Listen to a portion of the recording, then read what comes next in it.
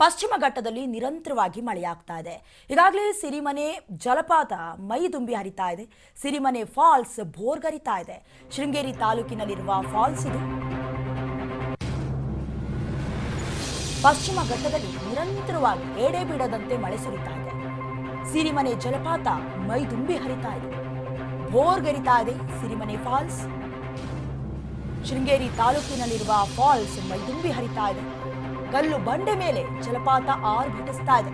106 ಅಡಿ ಎತ್ತರದಿಂದ ಜಲಧಾರೆ ಧುಮುಕ್ತಾ ಇದೆ.